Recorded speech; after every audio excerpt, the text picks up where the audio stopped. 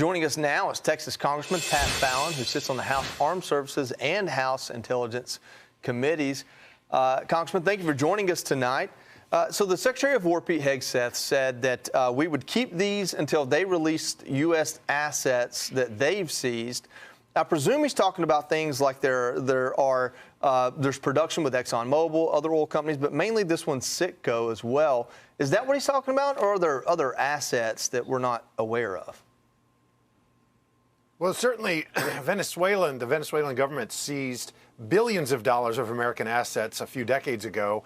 And what I love about what President Trump is doing is he's acting boldly, and he's really committed to keeping Americans safe. And you haven't really seen that under certainly an Obama or a Biden administration. Congressman, the New York Times reports that both the U.S. and Venezuela are jamming satellite navigation signals in the Caribbean to guard against a potential attack. But this may increase the risk of an air or sea traffic collision. So, Congressman, are you concerned that the escalation with Venezuela? Texas Congressman Pat says the Venezuelan government seized billions of dollars in American assets years ago and continues to threaten U.S. interests. He praised President Trump for acting boldly, saying past administrations failed to prioritize American safety and allowed hostile regimes to operate. Venezuela could result in some kind of a catastrophic accident that could risk an all-out war? Well, that's going to be up to Maduro and his regime, really. I mean, we've lost upwards of 90,000 Americans annually to opioid overdoses. And that's, if you really do the math on that, that's over 200 a day. That's like asymmetrical warfare being waged on the American people. And Venezuela has been part and parcel to that. So, again, President Trump is finally, we have a commander-in-chief that's acting in the best interest of the United States. So we always are concerned about an escalated conflict, but I'm very, very confident in the capabilities of the American military. You know, Congressman, sometimes you have to think about the issue that's right in front of you and then also expand out to what might happen if certain dominoes were to fall. So the Wall Street Journal has reported that if, in fact, the cheap oil that's been flowing from Venezuela to Cuba were to dry up, that could collapse the Cuban regime as well. One Cuban exile in Texas, who's at the University of Texas at Austin there, has been quoted saying that that outcome would collapse the Cuban economy. What would happen at that point in your mind? Well, I think that Cubans will finally have the opportunity to be free. They haven't tasted freedom in upwards of 60, 70 plus years. And that would be something that would be in the interest of the United States. There's always going to be uncertainty when that happens. We saw Eastern Europe, which most of those nations now are on a path to prosperity. And it takes decades when you throw off an authoritarian regime. But I would love nothing more, and I've been dreaming my entire life of a Cuba Libre, I mean, a free Cuba. And I'd like to see a free Venezuela as well. This is a Monroe Doctrine. It's 200 years old. We want to take care of our hemisphere first, and this would be something that, President Trump's putting heat on. Asked about rising tensions with Venezuela and the risk of escalation, the congressman pointed to the opioid epidemic, which claims nearly 90,000 American lives every year. He called it a form of asymmetric warfare and said Venezuela has played a significant role in fueling drug on these authoritarians because he paints with bold colors, not soft pastels. Congressman, thanks for answering such a breadth of questions for us tonight. I want to take a deeper dive into the narco terrorism aspect and the strikes on these suspected trafficking vessels. The Trump administration has briefed Congress on those boat strikes, but the reactions coming out of those briefings from Democrats and Republicans have been very, very different. Democrats say they're not satisfied. Take a listen. I actually think that it was, for me, more of an exercise in futility. Really have no answers. I can tell you this briefing left me with more questions than answers, both as to the rationale for non-disclosure and as to the operation itself. It's absolutely not satisfactory. There are a lot of legal questions. I didn't get a chance to ask my question, but nothing has changed. I received no new information. Congressman, you were in the briefing as well, and you've seen the videos in question that have been controversial and a wide breadth of information. What's your reaction? Thank you for asking me that question, because it's nothing but a bunch of partisan garbage. It reminds me of Charlie Brown's teacher talking on the phone. Wah, wah, wah, wah, wah, wah.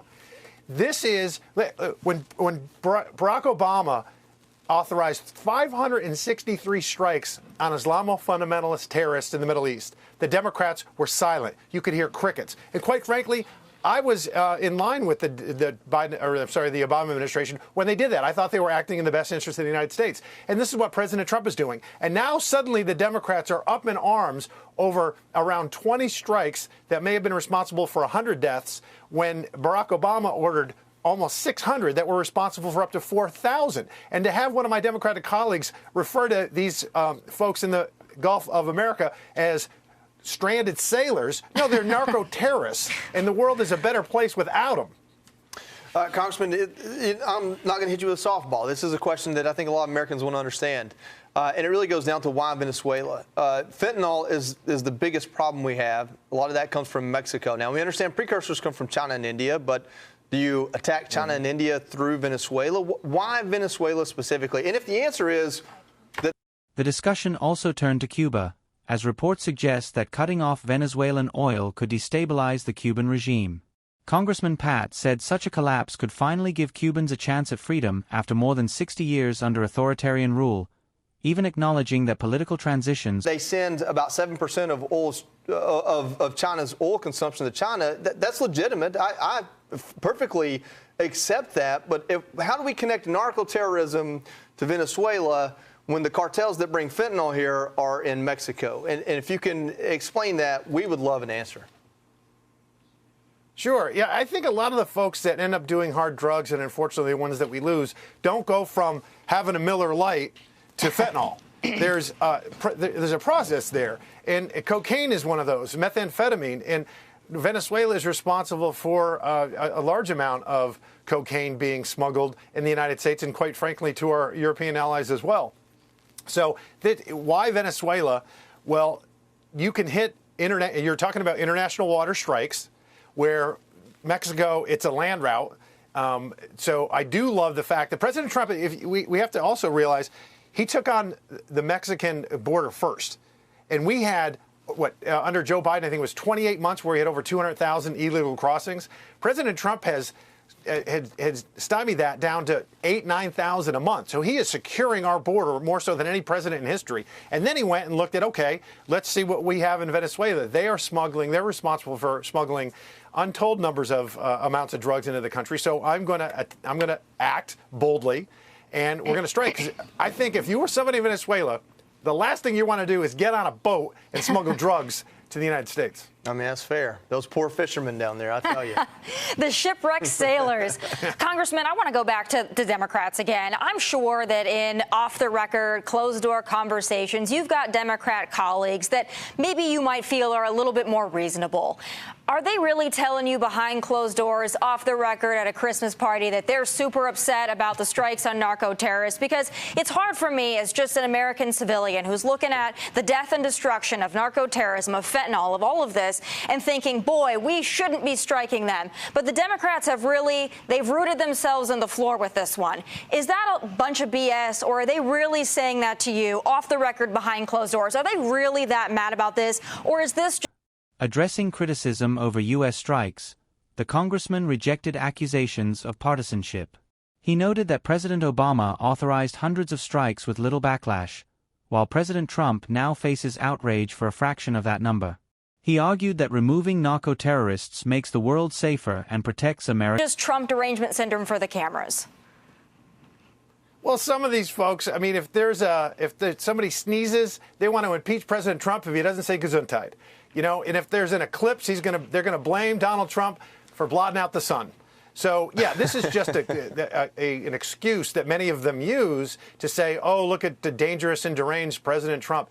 When the reasonable ones, we have actually a name for them, to be candid, and it's the patriotic Democrats, the ones that are reasonable, the ones that actually have the best interest of the United States at heart. And then there's the commies. I mean, there are people that I believe are truly rooted in Marxist-Leninism that are in the United States Congress. I hate to say that, but it is true. They really are genuinely concerned of anything that actually protects America and American interests. They seem to be against. So, yes, there are certainly some Democrats that know that they have no problem with these strikes. But for some of them have to play to the cameras and really, cater to their hard left base. Well, Congressman, I'll tell you what, if you'll send me a list of those so-called patriotic Democrats, I would love to invite them out of the closet into the light. We would feature them on this show every weekend, because when I look at how Democrats vote, they pretty much all vote lock and step. There's not a lot. There's a few that will jump ship every now and then. So I appreciate you bringing that up. That's very gracious of you. But send us a list. We'll invite them on. Thank you for joining us tonight. Well, you know what? It's a very short list. It'll be a pamphlet, not a book. Fair enough. We could probably name them.